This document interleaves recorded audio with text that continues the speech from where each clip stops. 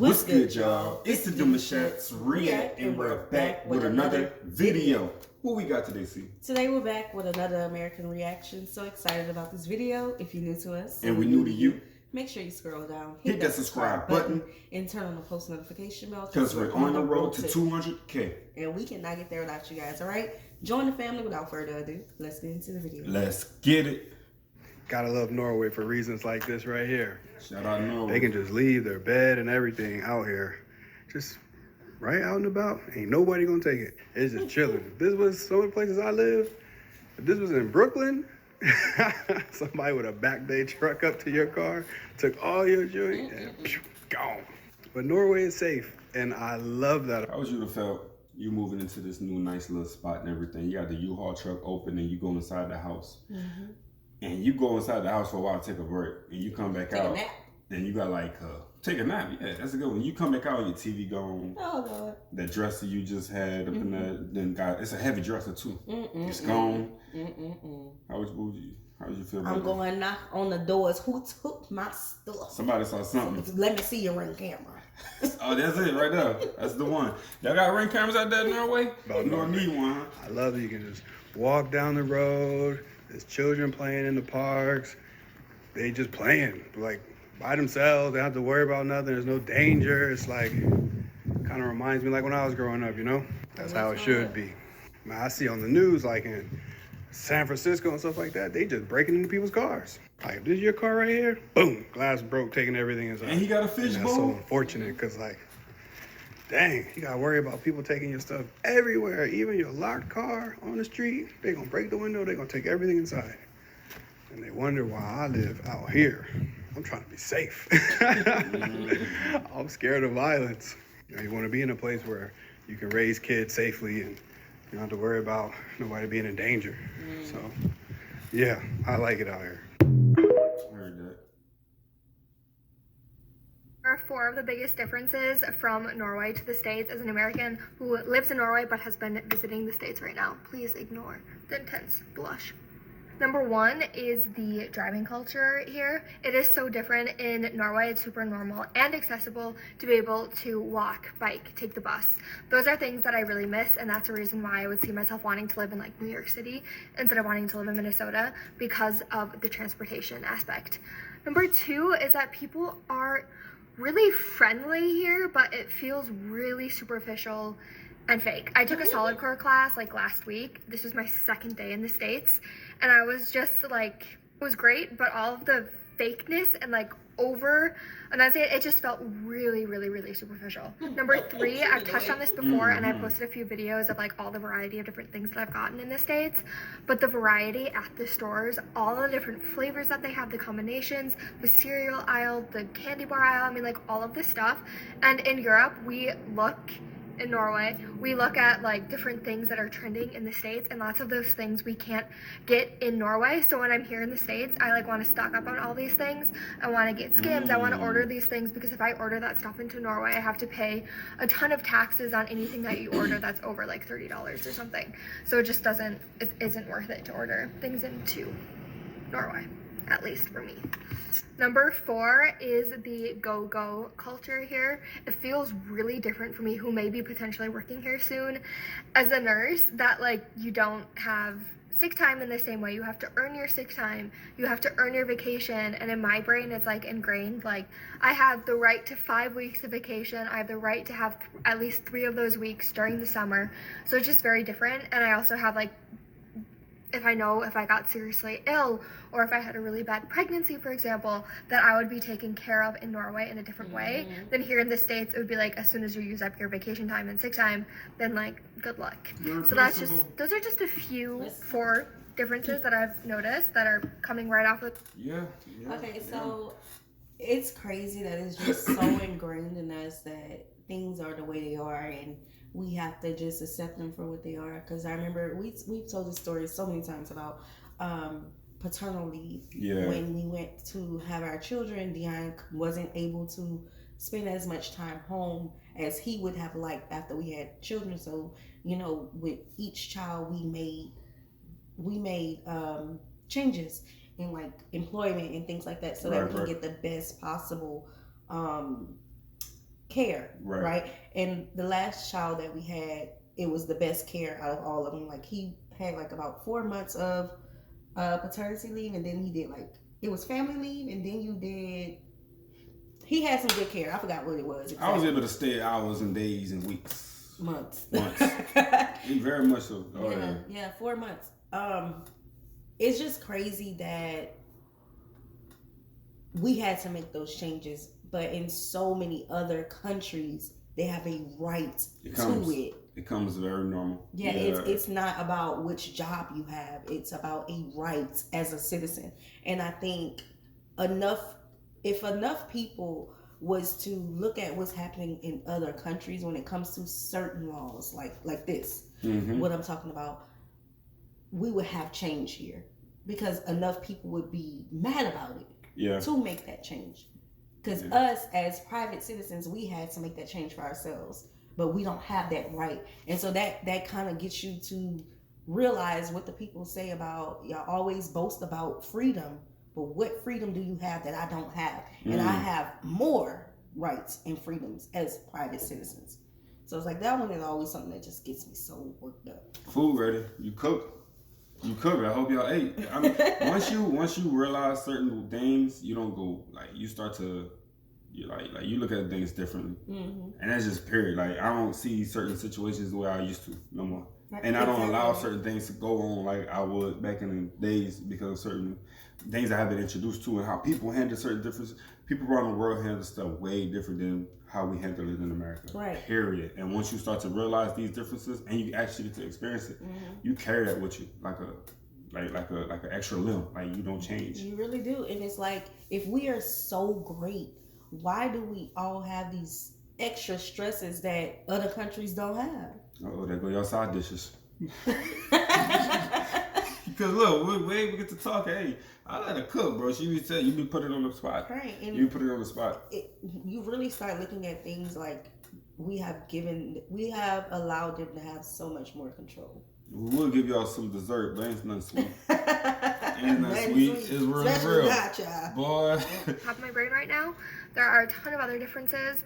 Very different countries, very different cultures. There's positive and negative things with both countries. True. I'm thankful for both of the experiences that I've had, and I'm also excited for what has to come for me as well. I immigrated to Norway from America 3 years ago, and here's what took me way, way, way too long to learn about how you get a job in Norway. People hire from within in Norway. Have to know people. When I knew that my job as a fact checker was going to be ending because fact checking bureaus around the world were shutting down after Trump's election, I scheduled a 12-day trip. All I did was network. I sent out LinkedIn messages to everyone I could in every available industry before I went down there, because you have to know somebody to get an in here. And if you're new here, you've got to really hustle to make those connections. The number of like gig work and like small temporary jobs I've even gotten through my TikTok, just because in this country, it's so much smaller and it's so relationally based, much more closer to what we would call based on a handshake deal, although everything is bureaucratic and legally contracted. People need a face to put with these things. So just the fact that I had a TikTok got me in the door with different people, and then I could sometimes give the job offer to my husband because they just have to have that sort of chain of knowing people, the 6 degrees of Kevin Bacon. Because it is notoriously difficult to fire people in Norway. Because of this, jobs are incredibly hesitant to hire anyone, even Norwegians. What everyone does, and this took us so long to listen to, is you get in on a temporary contract. Maybe it's a part-time job, like half-time. Or maybe it's full-time, but only for 3 months. And then once they see if they like working with you, if you're good at the job, it's like a trial period almost, but they don't call it that. Then you might be offered a 6-month position and a 75% position. And then maybe eventually you're going to get a full-time job. And as Americans, we came to that as Americans, before she said anything, that's how you get your raises. We mistake the job for full-time rise, and we get on and we thinking that, hey, boom, now I'm going to get a crazy raise. But the people that get on part-time, crazy enough, be getting paid the same amount of people that's getting on for full-time. And then when a part-time person get their next application put in to say I want to do this position for a longer period, ooh, their money going up. Yep. Missteps. And I think we kind of have that with the probation period. Like some jobs, they'll give you 90 days to just see if you're a good fit. Yeah, I've been around people who does it. Yeah. But when it comes to having to know people, maybe because it's a smaller country, but like, is that your resume? Right. So how hard would it be if maybe the person wasn't a person like her who went out there and put herself out there to make the connections with networking? Like, what if it was a person who just, that was not their personality? Like, they just applying. Like, would they ever get hired? And another good thing to mention is the power of social media, how they use her social media to identify her as a person who she says she is and not someone that's trying to act like something she's not. That's why your platform is that crucial. Because when people talk to you in real time, they want to know if they're talking to you real time for real. Or that's just an act that you put on. Exactly. Okay, we're going to go. The perspective of like a partial job, it didn't seem worth it. Like, I need a full job. Why would I be looking at these part-time jobs? And it doesn't matter how many times people told us that you have to take these partial jobs. We didn't listen until it happened to us. And then in the case of my husband, he took a substitute job at a school. And within 3 months, they were like, there's an opening. We want you to come interview for it. And then after he interviewed for it, he got a 40% fast or permanent position. And these are like, it just wasn't getting through to us. So I'm here to tell you, like, you've got to, as soon as you can, start meeting people, network in a way that is more about like getting to know them as a person than business networking. You've got to be known to people, and you've got to take the first available temporary or part-time jobs that you like that come your way, because we would have saved ourselves literal years in building up, getting these jobs and getting to a permanent position. But we just felt like these weren't sort of the right jobs. Right. They are. Like, they lead to the right job, and it's virtually the only way that even native Norwegians get work. Wow. That's pretty evergreen. I like it. It makes sense in a way. Yeah. Okay, y'all, I'm in Norway. Like, okay, I mean, so let's say you, all right, for adults, no, not too much. I'm feeling Right, like that's you what got I'm bills, you got stuff you got to handle, you may have kids, right? You got stuff you got to put money on. But when you're coming out of school or you're in school, right, high school, you need that part-time job.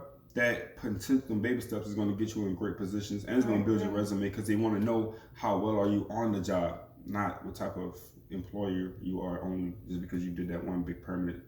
Right. And isn't Norway one of those expensive countries? Definitely. Like, if we go there as a family of 5, we have bills. Yeah.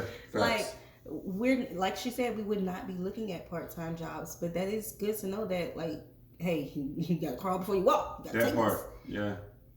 That sound like that would be tough as a mid-sized family. And I don't even know, like, how many kids do an average Norwegian family have? I don't even remember. Will we be considered a big family? Right. I don't know. Like, will we be able to eat?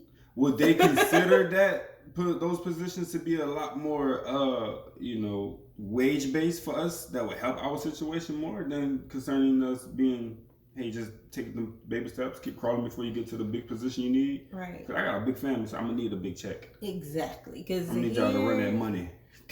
Right, because here, like, when you go into interviews, and they are learning about you, and some of them, most of the ones that I went to, they ask about your family life, and if they hear, like, hey, I got children. I remember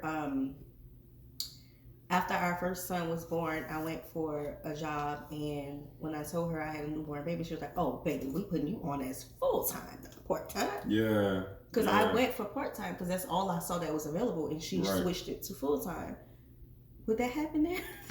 Like, ooh, I don't know. That kind of sounds hard, like, depending on the size family. See, I remember when I was working at the mechanic shop, and they wanted me to up my schedules to working with the nice, fancier cars to get more money, because they knew me, and they knew my lifestyle, my situation, my family size and whatnot, and it made sense. So they was really, they was trying to work with my schedule the best way possible. Best job, yeah. So. This week, and I seriously feel like I'm in a living episode of Black Mirror. Everything is like all automated, and it's incredibly industrial. This is what like all the apartment buildings look like. And this is the hotel I'm staying at. Now, y'all, this is a quality brand hotel, like the Quality Inn brand we have in the US. It does not look like this in the United States. This was literally like a 4 or 5 star hotel experience. So I've got to go pick up some stuff at the store. So I thought I would show you what the store looks like. And also I went there yesterday and it was so quiet. Like you could literally hear a pin drop. Also, it's quite chilly right now. It's 33 degrees outside. So the grocery store was actually inside of this shopping center and it was so quiet in here. After doing some grocery shopping, I went across the street to get some pastries because it's the only thing we can afford for breakfast because everything here in Norway is so expensive. To learn more about living and traveling abroad, be sure to follow for more. 1 week living in Norway as an American.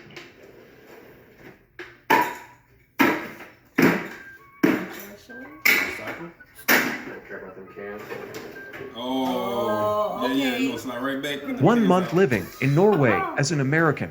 Nine, helvete. Yeah. Y'all throwing away money around here? Dude, this is money. Time is money. Y'all throwing it away. Oh, 999. Y'all thought this is like what? Like 100 crowns. Yeah, He says 100 crowns. Vete. that's funny. Oh, that would be a good experience for the kids when we go. So pet ownership is a thing that could not be more different in Norway. And that was a difference that Norwegian school couldn't have prepared me for. And also, I would have assumed that pet owning countries kind of had the same norms, but it's completely different in Norway. So there's endless number of ways I could describe this difference, but I think I'll just give a few examples. One could say in general that Norwegians take a lot more responsibility for pet ownership. I don't like terms like that because I think they imply judgment, and I don't think cultural analysis benefits from a judgmental viewpoint. But I will say that in America, you just get a pet, you just have one. In Norway, for instance, we've never had to pay for a pet sitter because we have so many friends that would like a pet but would not dare take on the responsibility full time, that getting to watch my dog for a weekend is like a pet vacation. They love it. Whereas in America, people just get pets. Like they don't really consider it that much. Of course, these are generalizations. Of course, there's extremes in both ways. But in general, that's the norm that I've noticed, considering myself a pretty average pet owner, neither like the most amazing nor the worst. So what does this look like? What does it mean? Pets, you would not see pets just kept outside in Norway. And in America, I mean, even if it's like this cold outside, you see people begging, like, don't leave your dog out in the freezing cold all night. Like, they can die too. And in Norway, I mean, I don't know that I've ever seen a dog that just stays outside all day. That's just not the way. Now, the other side of that is really interesting, actually. Because in America, if you had somebody that kept their dog inside all day while they went to work, that dog would be in a crate, or in Norwegian, the word is bur. And in fact, I think many Americans keep their dogs in crates way too much. We kind of lose the understanding that this is a trend. When I was growing up, dog crates were not like a thing that most people did, even in America. But now people just assume that that's the way dogs have always been kept. And I would say that many Americans kennel their dogs way too long. You see public awareness campaigns of people saying like 13 hours while you're at work is way too long for a dog to be in a crate, which means that there are many people in America keeping their dogs in crates for 12 to 13 hours a day that need to be informed. In Norway, I've almost seen the opposite. Like, I don't think I've ever seen anybody keep their dog in a crate here unless it's for travel, which is another thing. Actually, in America, dogs just like ride freely in the car. They can jump all around. They can hang their heads out the window. You see it all the time. And actually, that's really unsafe. And I never thought about it until we moved here. And one of my beloved dog sitter friends was like, you cannot just have your dog out in the car. Like, she has to be in a secure crate. So if the car crashed, she's safer. It's like, yeah, that makes total sense. So like, I've actually only ever seen bur used here when the dog is needing to be safe in a car, but not just like kept in a crate during the day. And I've actually noticed debates about this on pet ownership forums. Like if you get Norwegian people there, then they'll be arguing often against crates and not really understanding why Americans do that so much. And Americans think it's very shocking that Norwegians never use crates in the house. And the last example I'll give, this might not sound like it has to do with being responsible, but it's kind of interesting.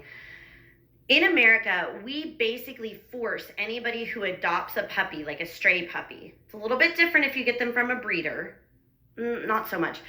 They want those dogs neutered. Actually, breeders want them neutered too, because they don't want you to have breeding rights to their like DNA.